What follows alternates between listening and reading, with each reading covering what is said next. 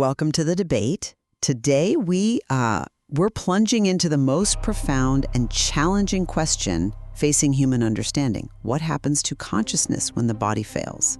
Our source material provides a fascinating clash, juxtaposing the ancient, rigorously structured metaphysical account of the afterlife detailed in texts like the Tibetan Book of the Dead with, well, the growing modern documentation of near-death experiences. And this is exactly where ancient spiritual knowledge meets the hard wall of modern empirical science. The central disagreement is it's absolute. We have this vast archive of consistent, compelling testimony about experiences of life after life, yet the scientific mechanism for non-physical survival remains entirely unknown, unverified. Precisely. So the core question is this: is the remarkably consistent experience of consciousness, leaving the body, observing one's physical form, undergoing a life review, entering what's called a luminous realm, is that proof of a genuine non-physical intelligence, a soul operating under verifiable spiritual laws? I will be arguing that the sheer weight and coherence of these global experiences demand we acknowledge consciousness as a separate entity that survives death. And I maintain the necessity of scientific materialism. While these subjective accounts are undeniably moving and, yes, consistent across cultures, the burden of proof rests on demonstrating a repeatable, verifiable mechanism. Until we can objectively measure or observe this so-called spirit body, we have to view these experiences as complex, yet definable, physiological and psychological artifacts generated by the human brain under extreme stress. Okay, well, my position is founded on the consistent report within the material that consciousness, what's referred to as the spirit or non-physical intelligence, is entirely distinct from the physical body. It survives its dissolution. The spiritual tradition characterizes death simply as the spirit taking off an old coat. And this isn't just a poetic description, it's a literal statement about the functional independence of the spirit body. Look at Betty 80's account. She describes detailed, vivid perception outside her physical body, perceiving her surroundings and realizing she had this radically new spatial understanding, perceiving 3 dimensions simultaneously. That implies the bardo, or the transitional state, is a sophisticated metaphysical reality, governed by predictable, though non-physical, laws, what the texts call natural laws. The physics of this realm are firm even if they're unfamiliar to us. That is a very powerful framework. But I come at it from a different way.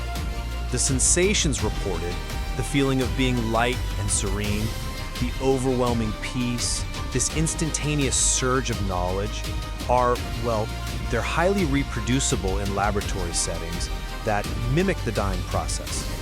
Western science attributes such phenomena directly to complex physiological events, especially cerebral hypoxia, where blood flow and oxygen to the brain drop dramatically.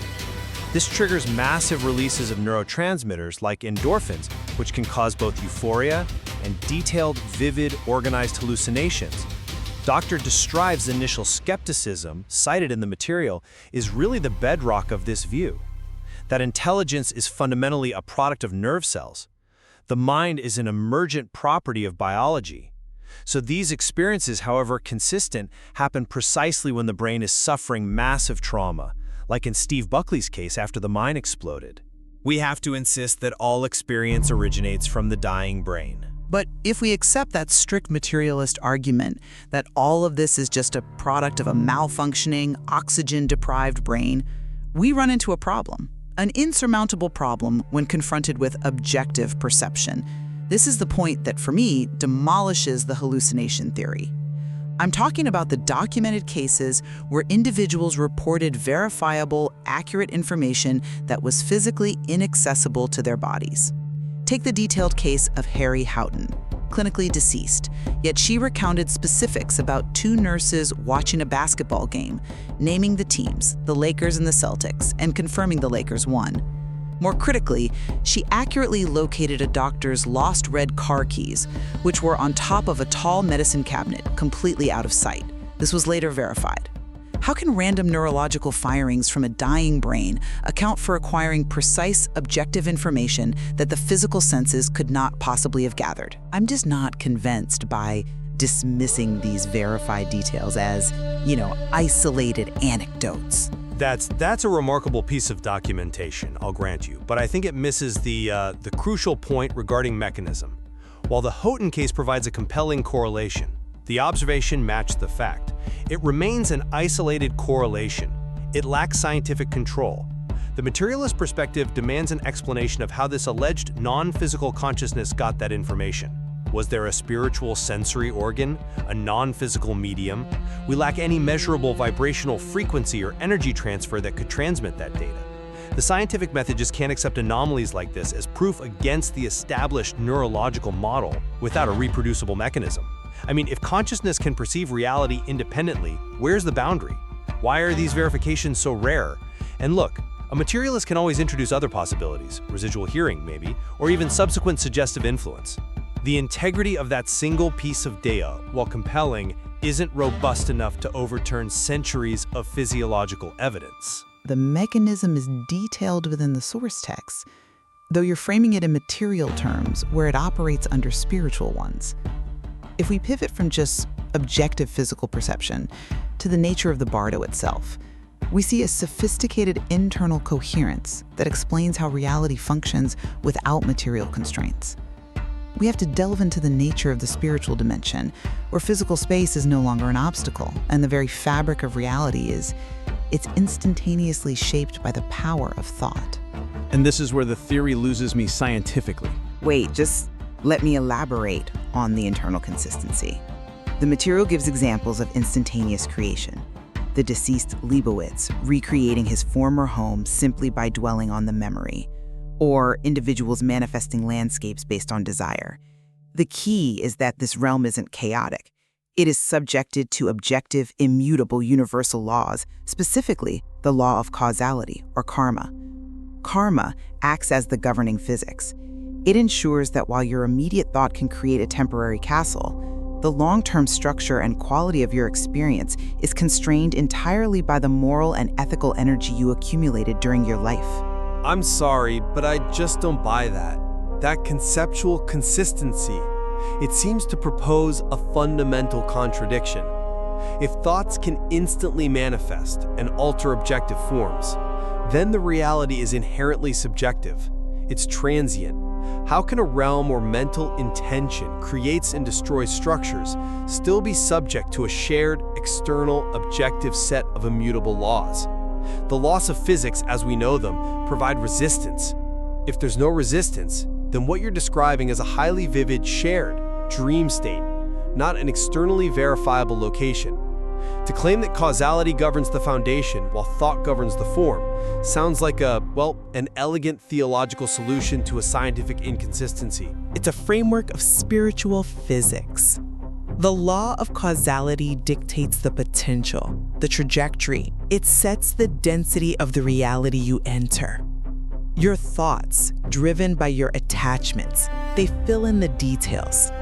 The consistency is found in the fact that the soul's primary baggage is love and understanding, which determines the soul's vibrational frequency and its ascent.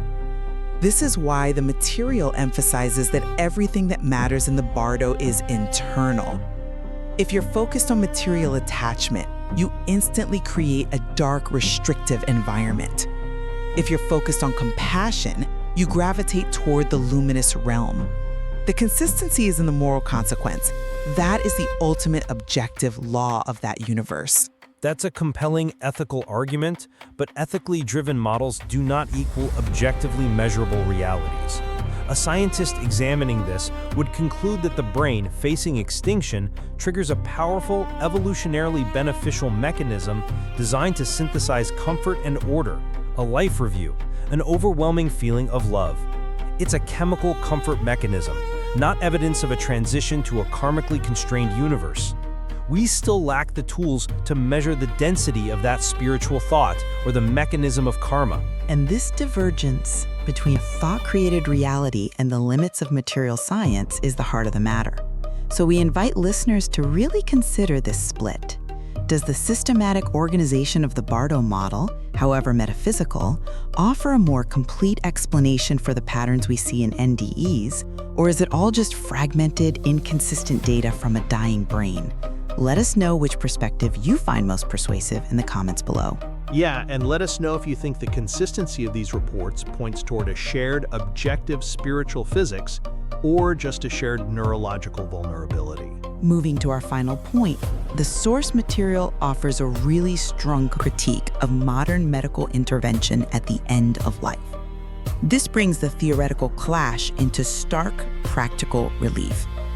The texts explicitly warn against the aggressive use of machines, shocks, and powerful drugs to prolong biological life, calling it violence on the body. They argue that this disrupts the essential spiritual goal, achieving a peaceful, non-attached state, serenity, which is necessary for the soul's smooth transition into the bardo.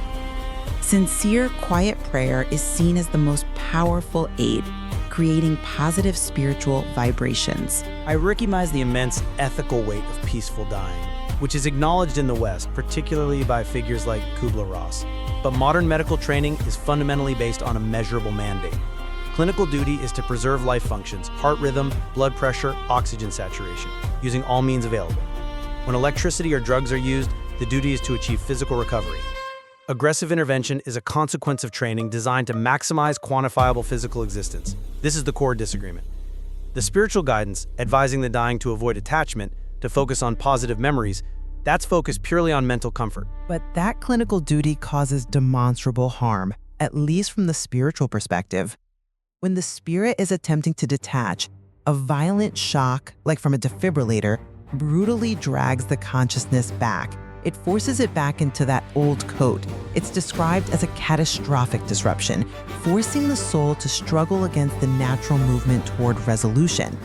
The true failure, according to these texts, is the modern insistence on measurable quantity of life over the necessary quality of conscious transition. We acknowledge the profound value of spiritual comfort. We do. However, the medical community has to act on the assumption that consciousness requires the body. When a patient is crashing, the priority is not spiritual readiness, it is the immediate measurable repair of the organ system that generates consciousness. The two traditions just have fundamentally different definitions of success. For the physician, success is a returning heartbeat. For the spiritual guide, success is a peaceful, conscious release. The physician's tools are focused on physical repair, and the spiritual guide's tools are focused on mental focus. It just illustrates the chasm between the two. And that brings us back to the power of the narrative.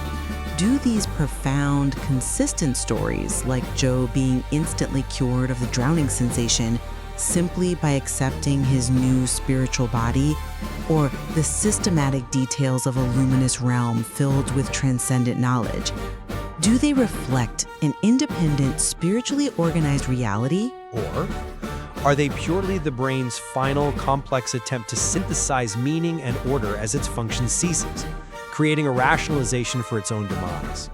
What's clear, though, regardless of which framework you adopt, is that both traditions place immense emphasis on the power of the mind and focused consciousness. Whether that power is used for creating the next life state or for managing physical health and pain in this one. Exactly. The spiritual framework offered by the Tibetan Book of the Dead provides invaluable, practical guidance for living mindfully, focusing on non-material values like love, compassion, and understanding. It prepares you for a non-painful transition regardless of the physiological details, and that is the deep, enduring value of the original material. It offers a blueprint for how to live based on how we are instructed to die. We encourage all of you to continue studying this material, comparing the empirical data of NDEs with these ancient philosophical structures to inform your own conclusion about the true nature of consciousness. This discussion has really only scratched the surface. We hope this exploration has deepened your understanding of these critical perspectives. If you found value in this deep dive, please subscribe and leave your thoughts below on whether the spirit truly departs the body or if this experience is simply the brain's final beautiful act. We look forward to continuing this debate with you.